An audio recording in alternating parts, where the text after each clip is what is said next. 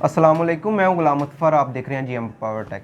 आज हम बात करने वाले हैं टैक्स के हवाले से जो पीटीए की तरफ से डीआई आरबीएस के थ्रू जो है नाफिज किया गया था। कल मोरखा 6 फरवरी 2021 से हमें बहुत ज़्यादा दोस्तों की, कस्टमर्स की और कुछ और लोगों की कॉल्स आ रही हैं जिनके सेट बंद हो गए हैं, जबकि उनकी तरफ जो कंप्लेंट्स आ रही हैं वो ये हैं कि ये सेट हमारे पास 2 साल या 1 साल या 3 माह या 4 माह की से जो है वो चल रहा है। तो अब अचानक से पीटीए ने कैसे बंद कर दिया है? शायद आप गलत बयानी कर रहे हैं या कुछ और कर रहे हैं। इस तरह से बेशुमार जो है वो प्रॉब्लम जो है वो फेस करने को मिल रही हैं हमें। तो मैं कुछ पॉलिसीज़ और कुछ चीज़ें अथेंटिक जो हैं वो आपसे वाज़ेह करना चाहता हूँ। बल्कि इसमें एक बात और भी ऐड करना चाहूँगा कि कुछ लोग कॉल्स करके ये कह रहे हैं कि एक फ़ोन जो है वो फ्री होता है, जो पाकिस्तान में बंदा इंटर होता है, तो आप जो है वो हमें टैक्स बता रहे हैं इसका कि इतना टैक्स है, तो ये तो फ़ोन ऑलरेडी फ्री है। ठीक है, इस हवाले से मई 2019 में हुआ था जब टैक्स पॉलिसी को निफाज किया गया था जून में, और ये तकरीबन यकम जून से इसका था कि जब पीटीए ने ब्लॉक करना शुरू किया।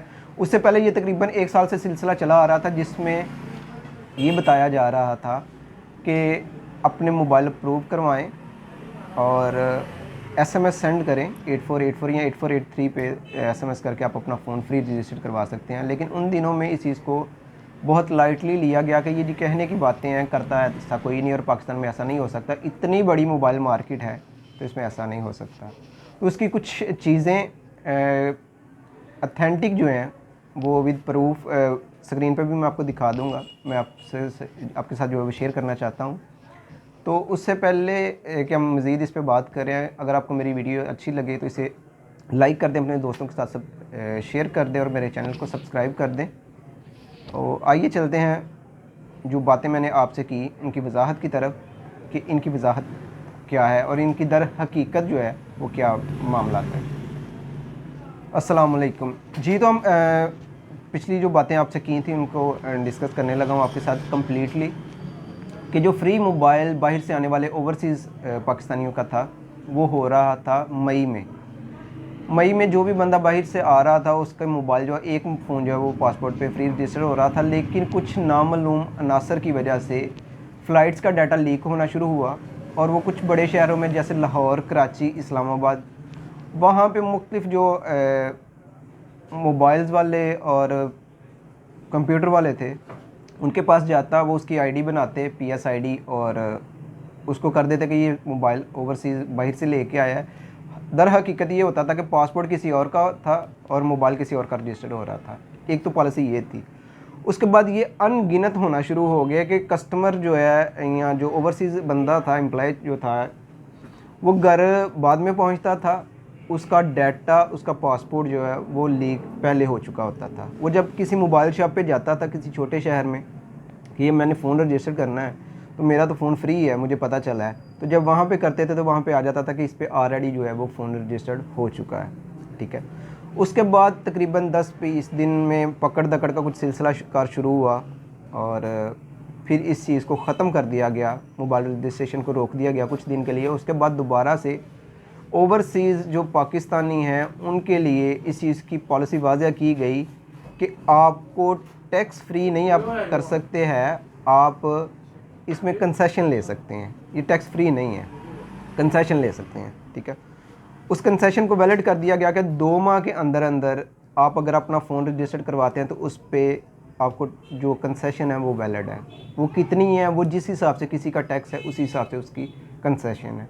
ये तकरीबन 100 रुपये से लेके 8,800 रुपये तक जाती है, जो नॉर्मली कैलकुलेट हम करते हैं। उसके बाद दूसरा आ गया एक चीज़ जो सबसे ज़्यादा सरदर्द बन गई, आईमी चेंज का सिलसिलाकार था।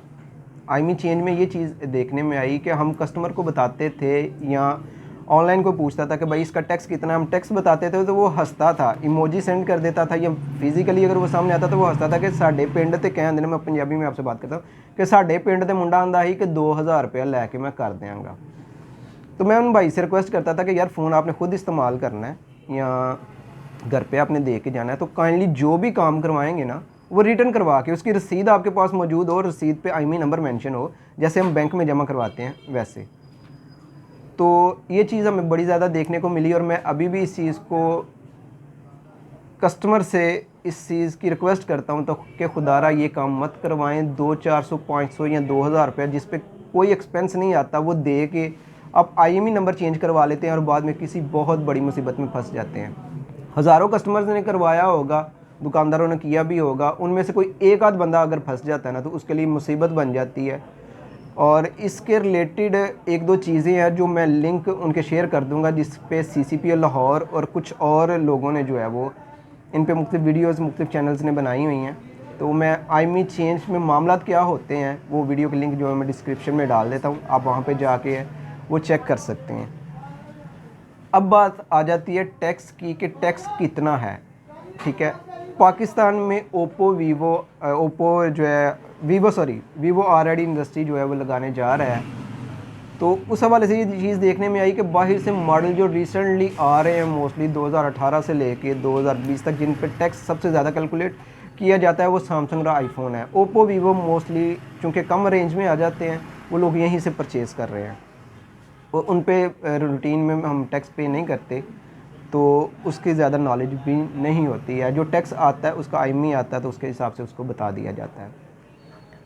तो इस हवाले से कस्टमर को ये बताना चाहता हूँ कुछ मॉडल्स की कि अगर आप एप्पल में अगर आप बात करते हैं, एप्पल iPhone 6 जो है 5.4 तो हो ही नहीं रहे, ना कोई करवा रहा है कि इस पर इतना ज़्यादा वो करे।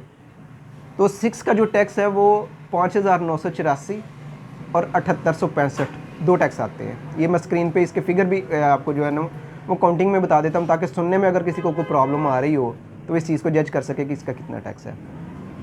6S प्लस इनका सेम है, तकरीबन किसी का 6,500 है, यानी कि 5,984 आ रहा है जिस पे सर्विस चार्ज हम डाल के उसका 6.5 करते हैं। और कुछ का जो है वो 7,865 आ रहा है जिसके सर्विस चार्जेस ऐड करके हम 8,400 कर रहे हैं कस्टमर के साथ। तो जो iPhone 7 है उसका 7,865 रुपये कन्फर्म टैक्स है। iPhone 7 प्लस का 7,865 कन्फर्म टैक्स है। iPhone 8 और 8 प्लस ये दो मॉडल है, इनमें कुछ मॉडल्स का कुछ इनके पीछे मॉडल लिखा होगा A1662 या इस तरह से कुछ मॉडल मेंशन होते हैं, उनका जो टैक्स है वो 22,715 भी आता है और 7,865 भी आता है। लेकिन ज़्यादातर iPhone 8 और 8 प्लस में 7,865 नहीं आता, 22,715 आता है। इसके बाद आ जाते हैं हम X पे, क्योंकि 9 तो इसमें है ही नहीं। X से लेके iPhone 12 Pro Max इस रेंज में जितने भी मॉडल उसमें X आ रहा है या XS Max है, कोई भी जो मॉडल है X से ऊपर लेके 12 Pro Max तक उनका टैक्स ID कार्ड पे आपका 40,392 रुपये आता है और पासपोर्ट पे 31,520 रुपये उसका टैक्स आता है। ये कंफर्म टैक्स है। ठीक है जी, अब आ जाते हैं सैमसंग की तरफ। सैमसंग के जो J2 J5 2015 के मॉडल है उन पे 4,037 रुपये टैक्स आता है। उसके बाद आ जाते हैं J7 Pro, J7 प्राइम और J5 प्राइम, इनका 5,984 जिससे अपने सर्विस चार्जेस इंक्लूड करके वो 6,500 रुपये तक जाता है। उसके बाद आ जाती है इसमें S सीरीज़ की बारी। S सीरीज़ में S6 एज S7 एज इनका 7,865 रुपये टैक्स आता है।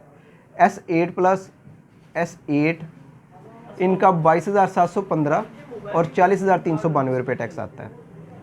इसके बाद हम आ जाते हैं S9, S10, S10 plus, Note 9, Note 10, Note 10 plus, S20, S20 ultra, S21, S21 ultra, इसमें जितने भी मॉडल्स हैं, और इसके अलावा Note 20 प्लस या Note 20 अल्ट्रा जो भी इनमें मॉडल हैं, इनकी एक ही कैटेगरी है। ये 40,392 रुपये इनका लीगल टैक्स है।